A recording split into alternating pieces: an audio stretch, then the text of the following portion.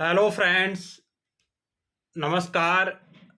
आप सभी का हमारे online YouTube channel study with GK पर हार्दिक स्वागत है। आज की हमारी चर्चा का विषय रहेगा अंतर्राष्ट्रीय राजनीति एवं संबंध, जिसका एक महत्वपूर्ण टॉपिक अंतर्राष्ट्रीय राजनीति में शक्ति की अवधारणा और राष्ट्रीय शक्ति, इसके बारे में हमारी चर्चा रहेगी। इन टॉपिकों पर आधारित किस प्रकार के एमसीक्यू पिछले वर्षों में पूछे गए हैं और आने वाले समय में पूछे जा सकते हैं, उन तमाम बिंदुओं पर हमारी चर्चा रहेगी। तो आइए इस क्लास की शुरुआत करते हैं। पहला सवाल आपकी स्क्रीन पर रहा ये, निम्नलिखित में से कौन अंतर्राष्ट्रीय राजनीति में शक्ति दृष्टिकोण से जुड़ा हुआ विद्वान है? यानी कि 4 ऑप्शनों में से कौन सा विद्वान अंतर्राष्ट्रीय राजनीति में शक्ति दृष्टिकोण से जुड़ा हुआ विद्वान है? Morton Kaplan, Mahendra Kumar, Morgenthau, option D है ये सभी।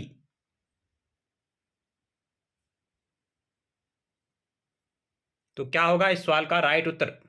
तो आइए चेक करते हैं। ऑप्शन आपका बी राइट होगा, मॉर्गेनथाउ। मॉर्गेनथाउ अंतर्राष्ट्रीय राजनीति में शक्ति दृष्टिकोण से जुड़े हुए प्रमुख विद्वान हैं। ये प्रमुख यथार्थवादी विद्वान हैं जो अंतर्राष्ट्रीय राजनीति को शक्ति संघर्षों पर आधारित मानते हैं,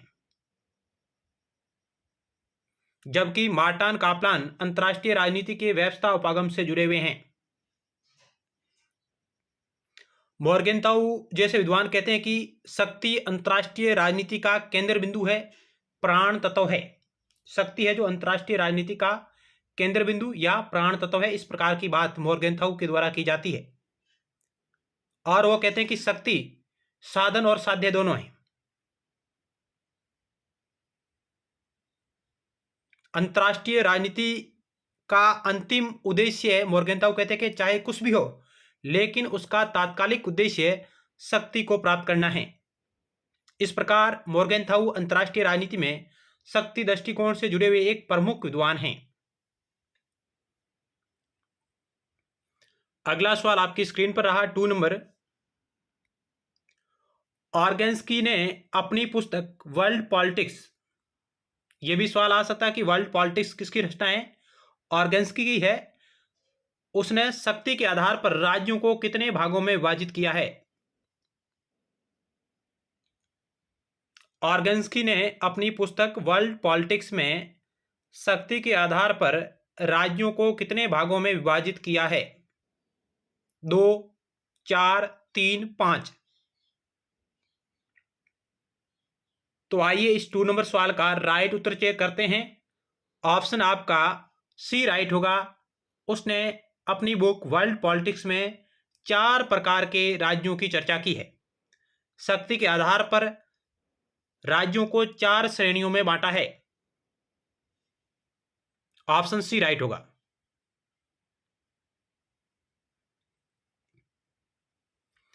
ऑर्गेन्स्की ने अपनी बुक वर्ल्ड पॉलिटिक्स में शक्ति के आधार पर राज्यों को 4 भागों में बांटा है।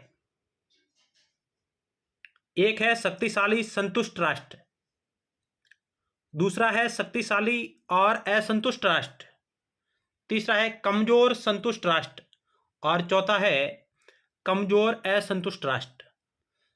शक्ति के आधार पर राज्यों को 4 भागों में बांटने का कार्य किया है ऑर्गेन्स्की ने अपनी बुक वर्ल्ड पॉलिटिक्स में। तो इस प्रकार का सवाल भी आ सकता है कि ऑर्गेन्स्की ने शक्ति के आधार पर राज्यों की कौन सी श्रेणी बताई है या नहीं बताई है। तो इस प्रकार आपको यह भी याद होना चाहिए कि शक्तिशाली संतुष्ट राष्ट्र, शक्तिशाली असंतुष्ट राष्ट्र, कमजोर संतुष्ट राष्ट्र और कमजोर असंतुष्ट राष्ट्र। अगला सवाल 3 नंबर आपकी स्क्रीन पर रहा ये, निम्नलिखित में से किसने शक्ति को प्रभाव के रूप में प्रस्तुत किया है? रॉबर्ट डहल, लॉसवेल, ए और बी दोनों, इनमें से कोई नहीं। शक्ति को प्रभाव के रूप में प्रस्तुत करने वाले प्रमुख विद्वान कौन से हैं? क्या होगा इस 3 नंबर सवाल का राइट उत्तर?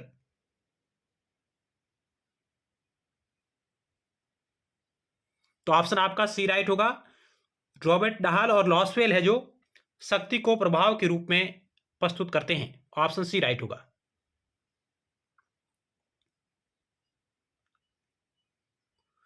Robert Dahl, Herald D Lasswell और रोबे, ये 3 विद्वान हैं। इन्होंने शक्ति को प्रभाव के रूप में, प्रभाव के अर्थ में प्रयुक्त किया है।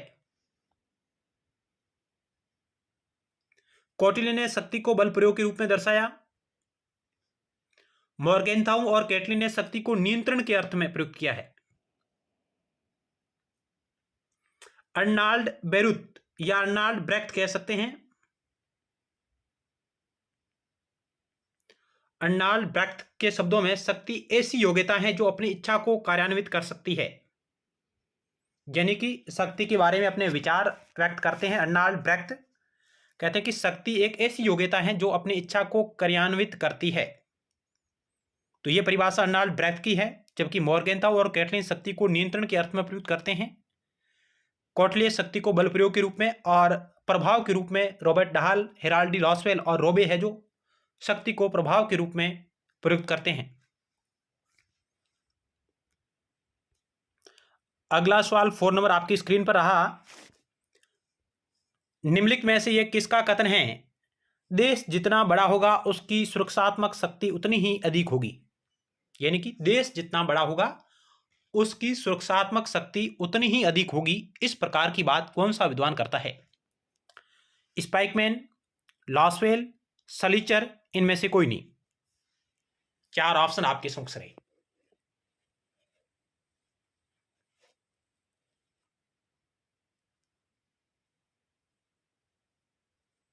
तो इस सवाल का राइट उत्तर का ऑप्शन बी, सलीचर का यह कथन है कि जिस देश का या कोई देश जितना बड़ा होगा उसकी सुरक्षात्मक शक्ति उतनी ही अधिक होगी। ऑप्शन आपका भी राइट होगा, सलीचर। आप प्रत्येक प्रश्न के उत्तर देने का प्रयास करें। प्रत्येक प्रश्न के उत्तर को अपने दिमाग में सोचें। तो ऑप्शन आपका भी राइट होगा, सलीचर। प्राकृतिक संसाधन राष्ट्रीय शक्ति का किस प्रकार का तत्व है? यानी कि प्राकृतिक संसाधन राष्ट्रीय शक्ति का किस प्रकार का तत्व है? मूल्यवान, स्थायी, ए और बी दोनों, इनमें से कोई नहीं। तो क्या होगा इस सवाल का राइट उत्तर? ऑप्शन आपका सी राइट होगा, ए और बी दोनों। प्राकृतिक संसाधन है जो मूल्यवान और स्थायी दोनों प्रकार का तत्व है। राष्ट्रीय शक्ति का एक मूल्यवान और स्थायी तत्व है प्राकृतिक संसाधन। अगला सवाल, निम्नलिखित में राष्ट्रीय शक्ति की सीमा है। निम्नलिखित में राष्ट्रीय शक्ति की सीमा है। संप्रभुता, लोकमत, राष्ट्रवाद, ऑप्शन डी ये सभी।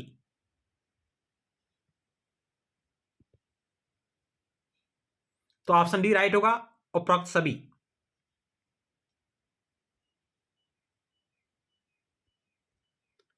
राष्ट्रीय शक्ति पर प्रतिबंध या सीमित करने वाले तत्व कौन कौन से हैं? राष्ट्रीय शक्ति पर प्रतिबंधित लगाने वाले या राष्ट्रीय शक्ति को सीमित करने वाले, उस पर सीमा आरोपित करने वाले तत्व कौन कौन से हैं? एक है शक्ति संतुलन, अंतर्राष्ट्रीय कानून, अंतर्राष्ट्रीय संगठन, अंतर्राष्ट्रीय नैतिकता, विश्व का जनमत, सामूहिक सुरक्षा, निशस्त्रीकरण और शस्त्र नियंत्रण। ये इस प्रकार के तत्व है जो राष्ट्रीय शक्ति को प्रतिबंधित करते हैं या उसको सीमित करते हैं। शक्ति संतुलन, अंतर्राष्ट्रीय कानून, अंतर्राष्ट्रीय संगठन, अंतर्राष्ट्रीय नैतिकता, विश्व जनमत, सामूहिक सुरक्षा, निशस्त्रीकरण, शस्त्र नियंत्रण, इत्यादि इत्यादि।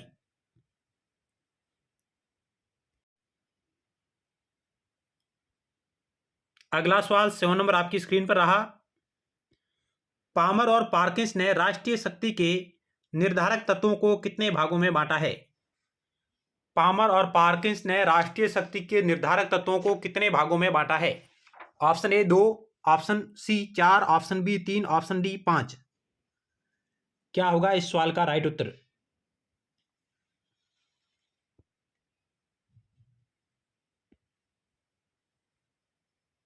तो ऑप्शन आपका ए राइट होगा। 2, पामर और पार्किंस ने राष्ट्रीय शक्ति के निर्धारक तत्वों को 2 भागों में बांटा है। ऑप्शन आपका ए राइट होगा।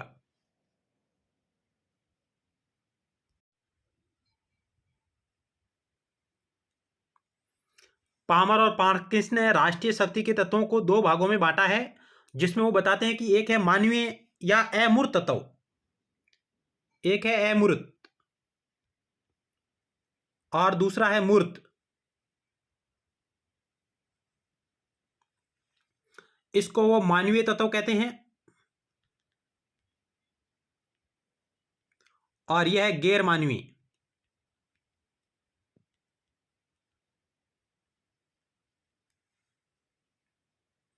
और गैर मानवीय तत्वों में या मूर्त तत्वों में वो भूगोल और प्राकृतिक संसाधनों को शामिल करते हैं। यानी कि पामर और पार्किंस है जो मूर्त तत्वों में, जिनको गैर मानवीय कहते हैं, और गैर मानवीय में वो भूगोल और प्राकृतिक संसाधनों को शामिल करते हैं।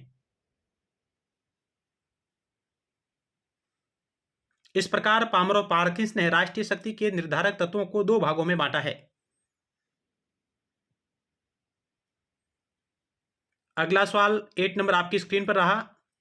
किसने अंतर्राष्ट्रीय संदर्भ में भूगोल का महत्व बताते हुए कहा था कि एक राष्ट्र की विदेश नीति इसके भूगोल द्वारा निर्धारित होती है? यानी कि अंतर्राष्ट्रीय संदर्भ में भूगोल का महत्व प्रतिपादित करते हुए किसने कहा कि एक राष्ट्र की विदेश नीति उसके भूगोल द्वारा निर्धारित होती है? Hegel, Hitler, Napoleon, Mussolini. किसका यह प्रसिद्ध कथन है?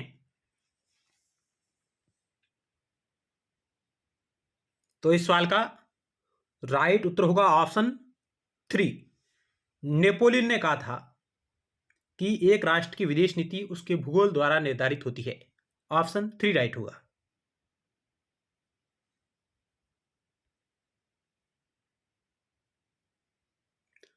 अगला सवाल है 9 नंबर।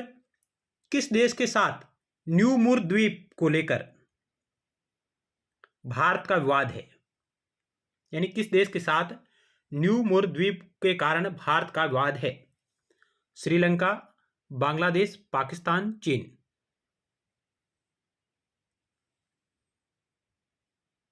तो इस सवाल का राइट उत्तर होगा ऑप्शन 2, बांग्लादेश के साथ न्यू मूर द्वीप को लेकर भारत का बांग्लादेश के साथ विवाद है। ऑप्शन 2 राइट होगा।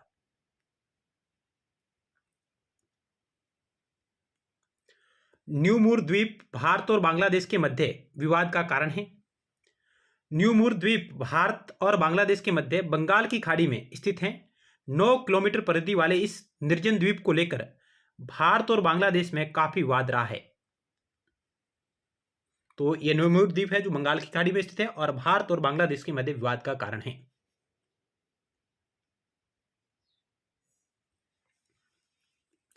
नेपोलियन ने अंतर्राष्ट्रीय संदर्भ में भूगोल का महत्व प्रतिपादित करते हुए कहा था कि एक राष्ट्र की विदेश नीति इसके भूगोल द्वारा निर्धारित होती है। इस कथन के बारे में हम पहले चर्चा कर चुके हैं। तो यह प्रसिद्ध कथन नेपोलियन बोनापार्ट का है कि एक राष्ट्र की विदेश नीति उसके भूगोल के द्वारा निर्धारित होती है। भारत और बांग्लादेश की न्यू मूर द्वीप पर स्वामित्व की समस्या भी मानचित्र से ही संबंधित है, यानी कि दोनों के मध्य विवाद का कारण है। अगला महत्वपूर्ण पॉइंट है भू आधारित राजनीति, जियोपॉलिटिक्स शब्द का प्रयोग सबसे पहले 1919 में रुडोल्फ जेलिन ने, किसने? रुडोल्फ जेलिन ने अपनी पुस्तक the state of A form of life में किया। The state of A form of life में किया और बताया कि भू राजनीति राज्य संबंधी वह धारणा है जो उस एक सार्वभौमिक इकाई के संदर्भ में व्यक्त करती है। तो यहां महत्वपूर्ण पॉइंट यह है कि जियोपॉलिटिक्स भू आधारित राजनीति शब्द का प्रयोग सबसे पहले किसने किया? रुडोल्फ जेलिन ने 1919 में अपनी book the state of A form of life में किया। और भू राजनीति राज्य संबंधी वह धारणा है जो उसको एक सावयव भौगोलिक इकाई मानती है।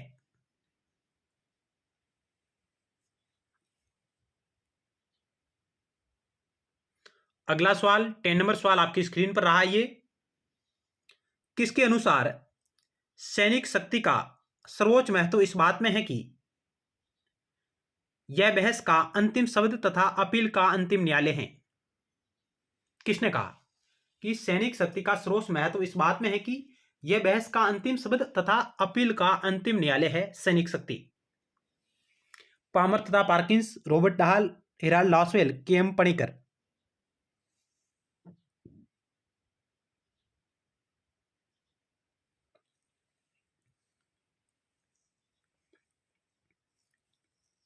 इस सवाल का राइट उत्तर का ऑप्शन एक पामर तथा पार्किंस ने यह कहा। ऑप्शन आपका एक राइट होगा।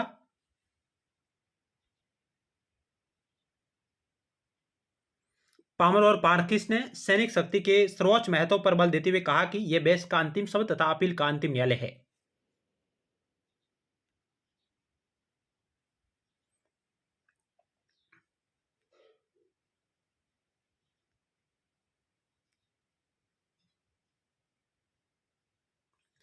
अंतर्राष्ट्रीय राजनीति में शक्ति को विशेष महत्व प्राप्त है।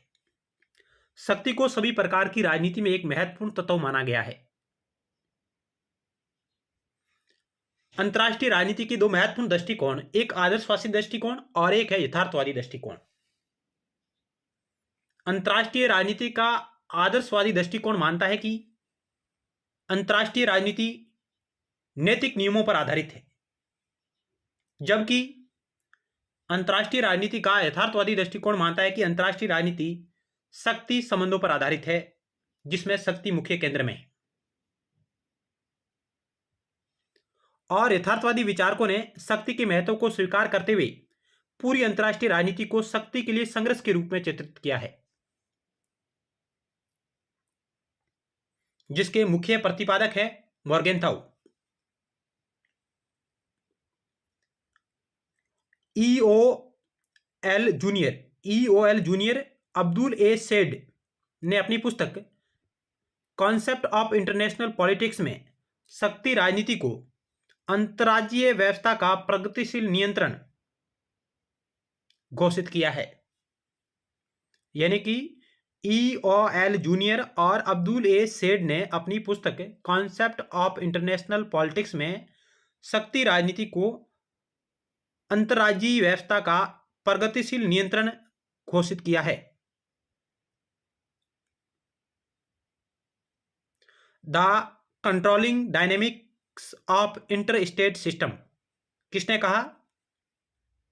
ईओएल जूनियर और अब्दुल ए सेड ने। पुस्तक का नाम है कॉन्सेप्ट ऑफ इंटरनेशनल पॉलिटिक्स। तो यह भी पॉइंट अपने आप में बेहद ही महत्वपूर्ण है। इनकी पुस्तक का नाम और इन्होंने शक्ति राजनीति को क्या कहा, क्या घोषित किया, अंतर्राज्यीय व्यवस्था का प्रगतिशील नियंत्रण कहा है शक्ति राजनीति को।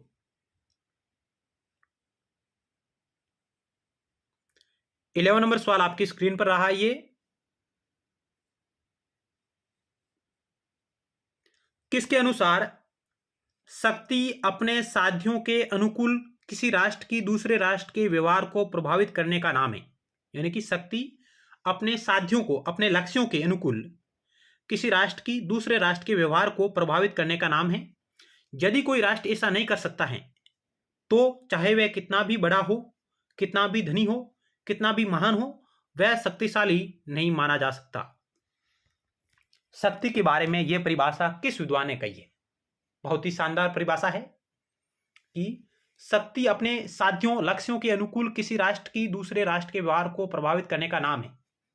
यदि कोई राष्ट्र ऐसा नहीं कर सकता तो चाहे वह कितना भी बड़ा हो, कितना भी धनी हो, कितना भी महान हो, वह शक्तिशाली नहीं माना जा सकता। इस प्रकार की बात कौन करते हैं? पामर तथा पार्किंस, ऑर्गेन्स्की, लॉसवेल, के.एम. पणिकर।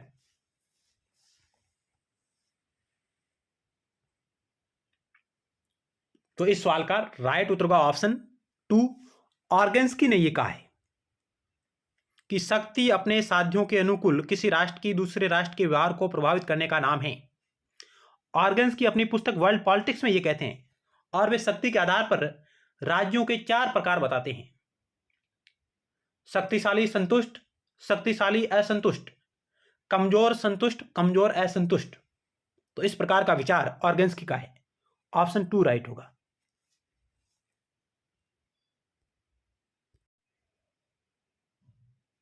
अगला सवाल आपकी स्क्रीन पर रहा ये,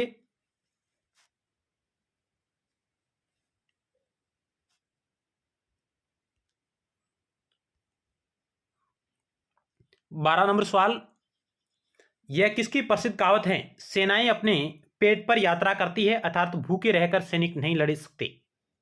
यानी कि सेनाएं अपने सैनिक शक्ति के संदर्भ में बात हो रही है कि सेनाएं अपने पेट पर यात्रा करती है, अर्थात भूखे रहकर सैनिक नहीं लड़ सकते। यह विचार किसका था? Hegel, Hitler, Napoleon, Mussolini. क्या होगा इस सवाल का राइट उत्तर?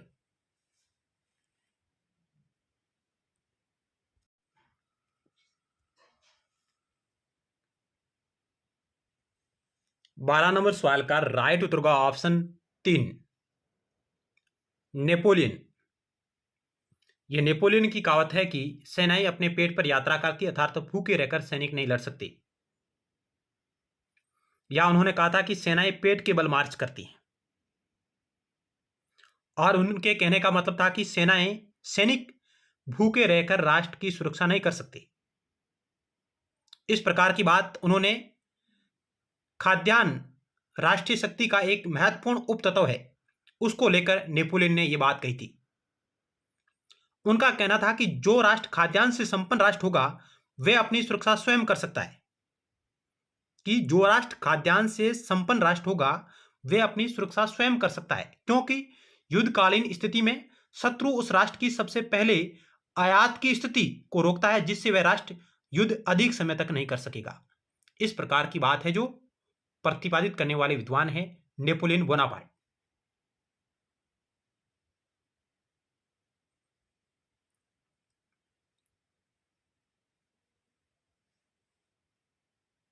अगला सवाल 13 नंबर आपकी स्क्रीन पर रहा, किसकी रचना politics among nation the struggle for power and peace 1948 किसकी रचना है? Theodore Columbus, Morgenthau, Robert Dahl, James S Wolf. तो यह प्रसिद्ध रचना ऑप्शन आपका बी राइट होगा, हंस जे मॉर्गेनथाउ की politics among nations the struggle for power and peace, जो 1948 में प्रकाशित होती है, जिसमें वो कहते हैं कि अंतर्राष्ट्रीय राजनीति शक्ति संघर्ष पर आधारित है और अपना यथार्थवादी दृष्टिकोण प्रस्तुत करते हैं। ऑप्शन बी राइट होगा।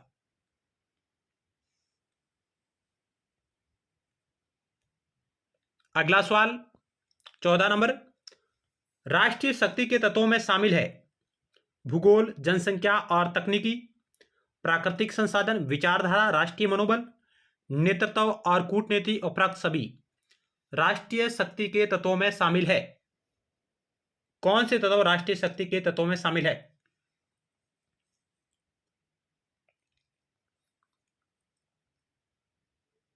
तो इस सवाल का राइट उत्तर का ऑप्शन द उपरोक्त सभी भूगोल, जनसंख्या, तकनीकी, प्राकृतिक संसाधन, विचारधारा, राष्ट्रीय मनोबल, नेतृत्व, कूटनीति इत्यादि तत्व राष्ट्रीय शक्ति में शामिल है। तो ऑप्शन आपका डी राइट होगा। अगला सवाल है, कौन सा राष्ट्रीय शक्ति का तत्व नहीं समझा जाता?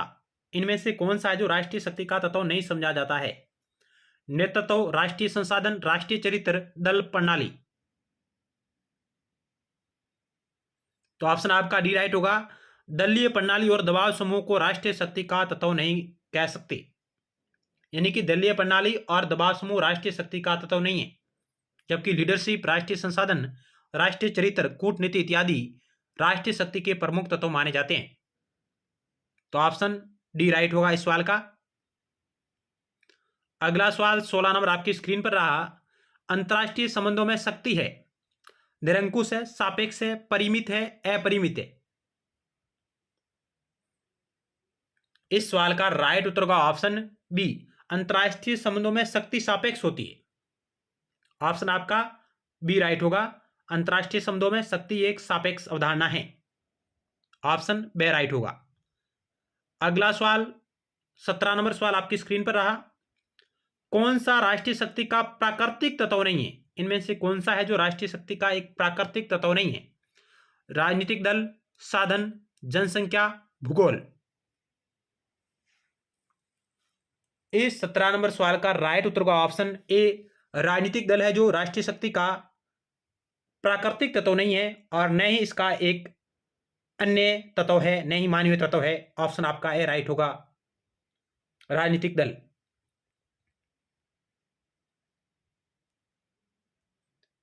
अगला सवाल 18 नंबर, राष्ट्रीय हित किसका प्राण तत्व है? राष्ट्रीय हित किसका प्राण तत्व है? विदेश नीति का, कूटनीति का, जनसंख्या नीति का, भय नीति का। तो राष्ट्रीय हित है जो ये विदेश नीति का प्राण तत्व है। ऑप्शन आपका ए राइट होगा, राष्ट्रीय हित विदेश नीति का प्राण तत्व है। 19 नंबर सवाल, राष्ट्रीय शक्ति के मूल तत्वों को किसने मूर्त एवं अमूर्त के रूप में वर्गीकृत किया है? राष्ट्रीय शक्ति के मूल तत्वों को किसने मूर्त एवं अमूर्त रूप में वर्गीकृत किया है? E.H. कार, पामर एवं पार्किंस, ऑर्गेन्स्की, पेडरफोर्ड, वेलिंगटन। क्या होगा इस सवाल का राइट उत्तर?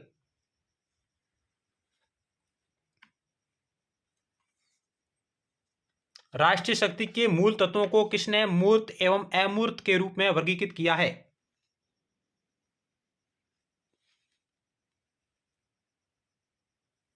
तो ऑप्शन आपका बी राइट होगा, पार्मर एंड पार्किंस ने।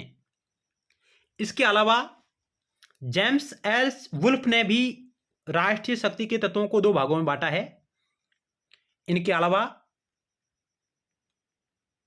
जेम्स एच वुल्फ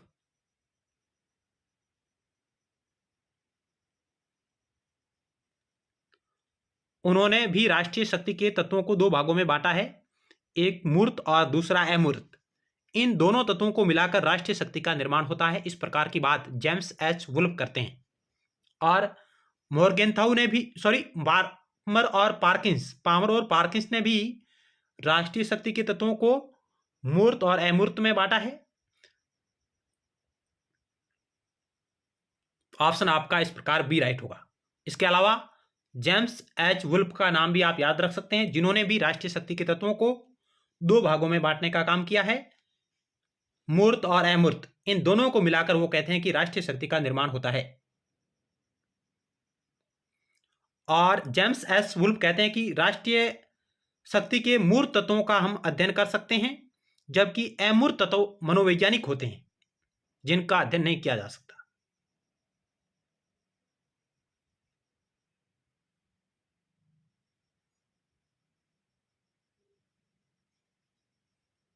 अगला सवाल 20 नंबर आपकी स्क्रीन पर रहा। ये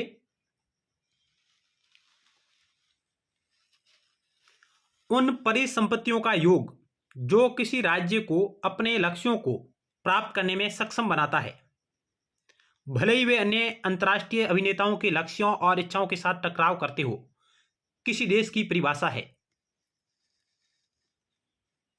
शक्ति, समता, राष्ट्रवाद, राष्ट्रीय हित।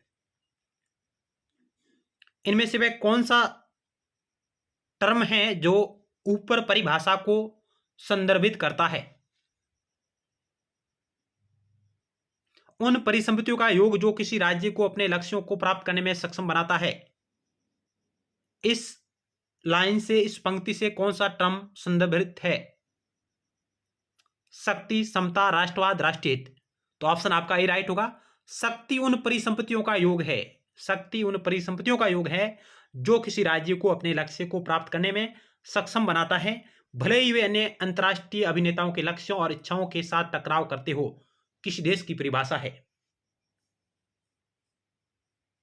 शक्ति के संदर्भ में किसी देश की यह परिभाषा। ऑप्शन आपका ए राइट होगा।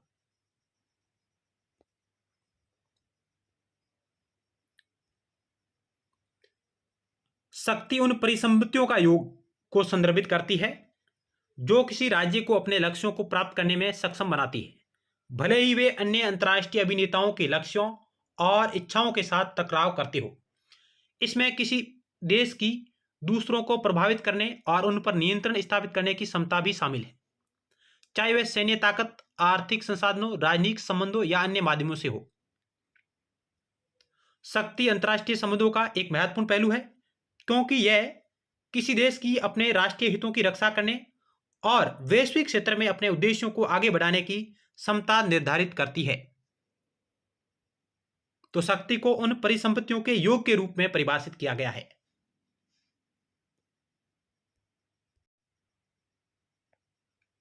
अगला सवाल 21 नंबर आपकी स्क्रीन पर रहा। शक्ति को सटीक रूप से मापने की कठिनाई किस तथ्य का परिणाम है? यानी कि पावर है, जो इस पावर को सटीक रूप से मापने की कठिनाई किस तथ्य का परिणाम है? ऑप्शन ए, सैन्य शक्ति पर डेटा इकट्ठा करना अक्सर मुश्किल होता है। ऐसा करने के लिए उपयुक्त सांख्यिकी तरीके अभी तक तैयार नहीं किए जा सके, यानी कि शक्ति को सटीक रूप से मापने के लिए सांख्यिकीय तरीके अभी तक तैयार नहीं किए जा सके। ऑप्शन सी है, शक्ति का कोई मानक माप नहीं है। और ऑप्शन डी है, शक्ति के वास्तविक सूचकों को गुप्त रखा जाता है।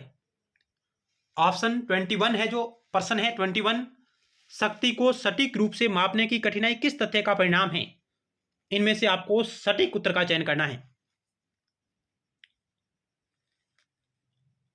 तो आइए राइट आंसर का चयन करते हैं। ऑप्शन आपका सी राइट होगा, क्योंकि शक्ति का कोई मानक माप नहीं है। यानी शक्ति को सटीक रूप से मापने की कठिनाई इस तथ्य में है कि शक्ति का कोई मानक माप नहीं है। ऑप्शन सी राइट होगा, जो इस उत्तर का राइट उत्तर है, इस प्रश्न का राइट उत्तर है। ऑप्शन सी राइट होगा।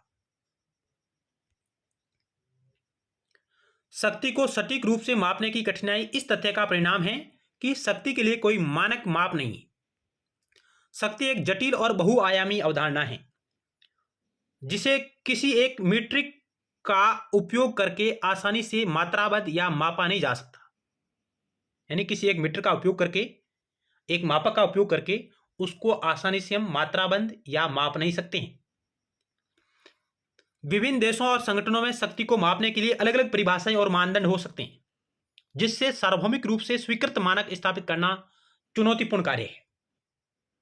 इसके अतिरिक्त शक्ति सैन्य, आर्थिक, राजनीतिक और सांस्कृतिक जैसे भिन्न रूपों में प्रकट हो सकती हैं, और जो माप प्रक्रिया को और जटिल बनाती है। इस प्रकार शक्ति के लिए कोई मानक माप अभी तक अंतर्राष्ट्रीय स्तर पर नहीं बनाया गया है।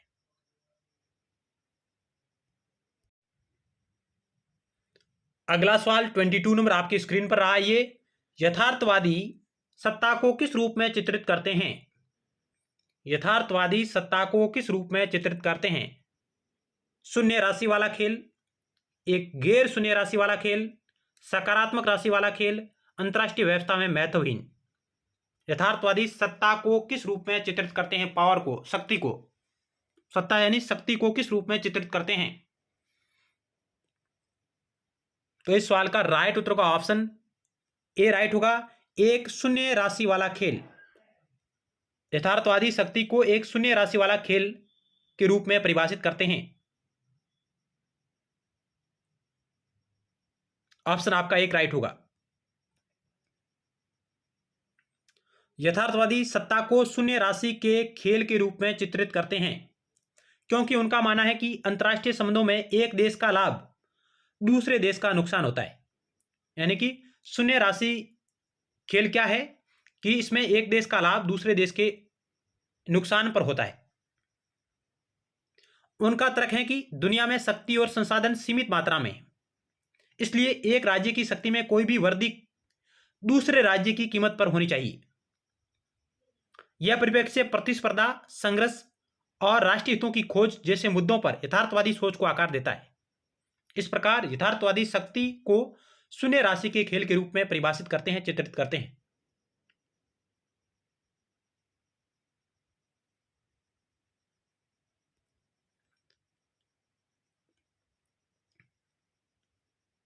राष्ट्रीय शक्ति का अभिप्राय किसी राष्ट्र की उस क्षमता से है जिसके बल पर वह दूसरे राष्ट्र को प्रभावित कर सके।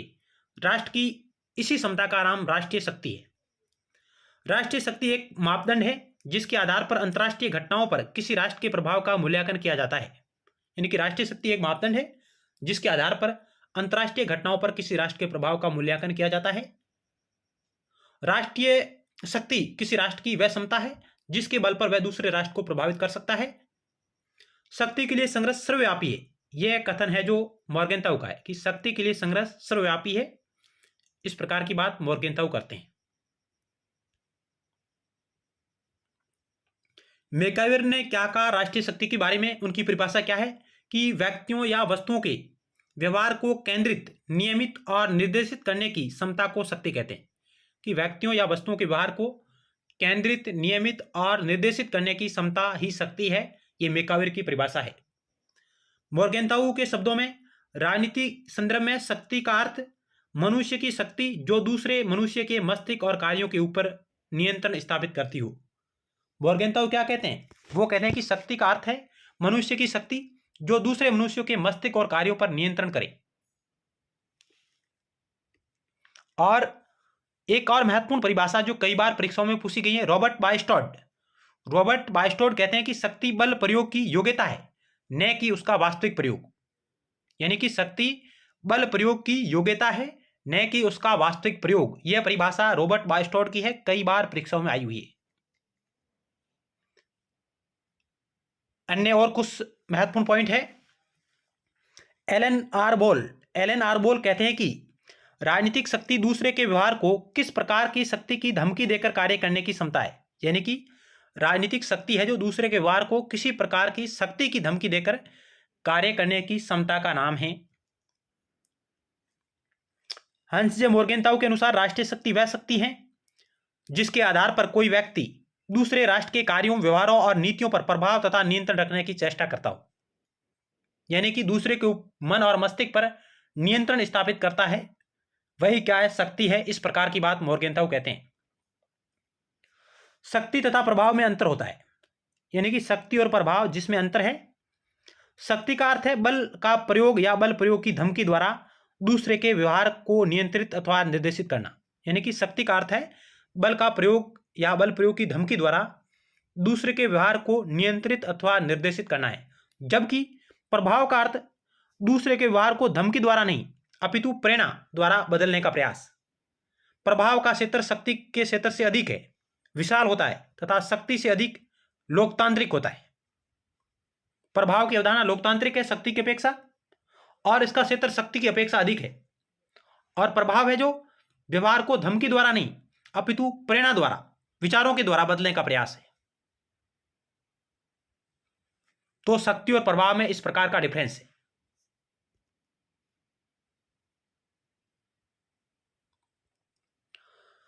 किसी राष्ट्र को अपने राष्ट्रीय हितों को प्राप्त करने के लिए शक्ति का प्रयोग करना पड़ता है। यानी कि शक्ति का प्रयोग हम क्यों करते हैं, किसी राष्ट्र को अपने राष्ट्रीय हितों की प्राप्ति के लिए शक्ति का प्रयोग करना पड़ता है। राष्ट्रीय हितों में सबसे बड़ा हित है राष्ट्रीय शक्ति को बनाए रखना और इसे बढ़ाना। राष्ट्रीय शक्ति को बनाए रखना और इसको बढ़ाना, राष्ट्रीय शक्ति में वृद्धि करना। राष्ट्रीय शक्ति ही अंतर्राष्ट्रीय संबंधों की धुरी है। राष्ट्रीय शक्ति विदेश नीति का आधार होती है।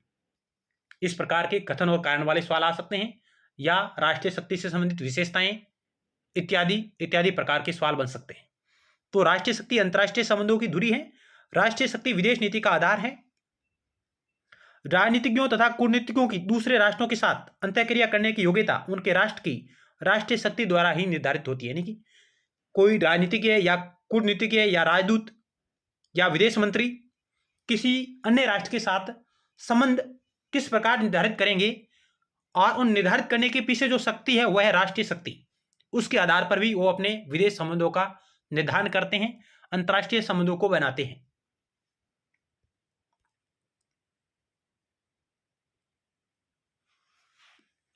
राष्ट्रीय शक्ति किसी भी राष्ट्र के लिए साध्य और साधन दोनों हैं, दोनों हो सकती है। राष्ट्रीय शक्ति किसी भी राष्ट्र के लिए साध्य और साधन दोनों हो सकती है। राष्ट्रीय शक्ति के प्रकार है सैनिक शक्ति, आर्थिक शक्ति, मनोवैज्ञानिक शक्ति।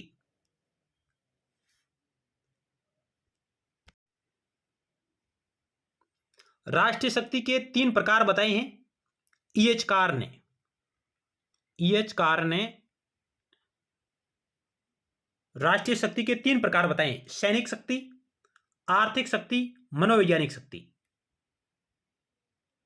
तो इस प्रकार का भी सवाल आ सकता है कि ईएच कार ने राष्ट्रीय शक्ति के कितने प्रकार बताए, तो 3 प्रकार बताते हैं, सैनिक शक्ति, आर्थिक शक्ति और मनोवैज्ञानिक शक्ति। पामर और पार्किंस के बारे में हम पहले चर्चा कर चुके हैं। उन्होंने कहा कि सैनिक शक्ति का सर्वोच्च महत्व इस बात में है कि यह बहस का अंतिम शब्द तथा अपील का अंतिम न्यायालय है। आर्थिक शक्ति में राष्ट्र के अंदर कच्चा माल, रॉ मटेरियल, प्राकृतिक स्रोत, खाद्यान्न भंडार, तकनीकी तथा औद्योगिक स्तर, जीएनपी, संचार तथा यातायात के साधन आदि आते हैं। प्राकृतिक संसाधन, खाद्यान्न भंडार, तकनीकी, औद्योगिक स्तर, जीएनपी, संचार, यातायात के साधन है जो आर्थिक शक्ति के अंतर्गत शामिल है। सलीचर के शब्दों में मनोवैज्ञानिक शक्ति में वे प्रतीकात्मक साधन यंत्र होते हैं जो मनुष्य के दिल तथा भावनाओं को अच्छे लगते हैं।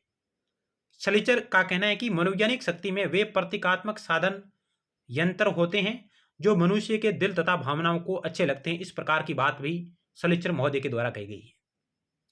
तो मुख्य रूप से राष्ट्रीय शक्ति के 3 प्रकार बताए ईएच कार ने, जिनकी प्रसिद्ध रचना 20 ईयर क्राइसिस, ईएच कार की बुक है 20 ईयर क्राइसिस।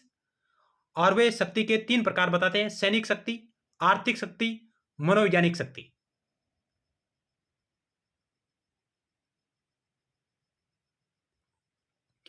राष्ट्रीय शक्ति तभी प्रभावशाली हो सकती है जब उसे आर्थिक और सैनिक शक्ति का समर्थन प्राप्त हो।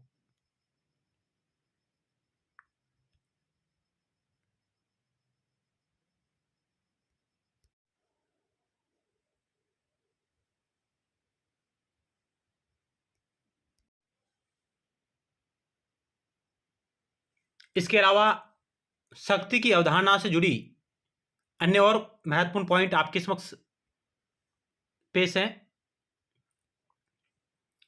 एक होती है संरचनात्मक शक्ति। संरचनात्मक शक्ति से जुड़े प्रमुख विद्वान हैं, वो है सुसान स्ट्रेंज। सुसान स्ट्रेंज संरचनात्मक शक्ति की बात करती है।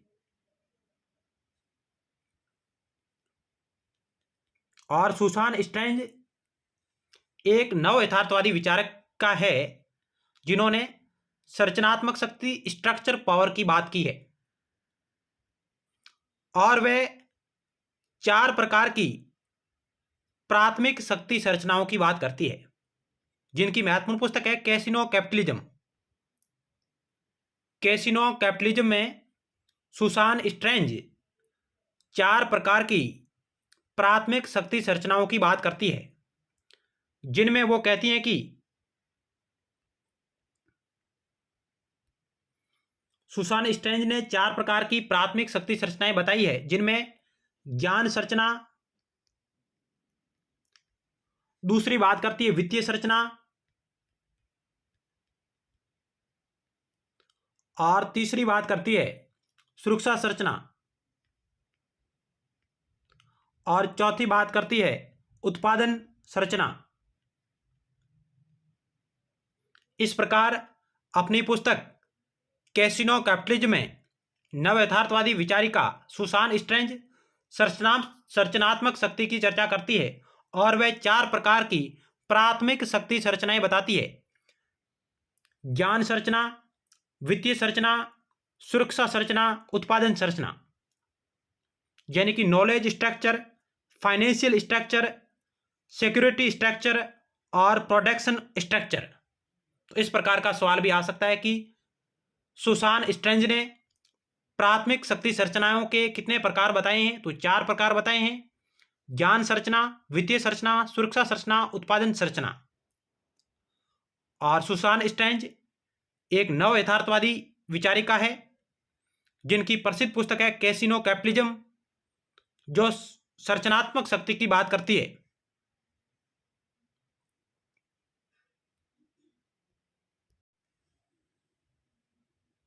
इनके अलावा विलियम टी.आर. फॉक्स ने सुपर पावर शब्दावली का प्रयोग किया है।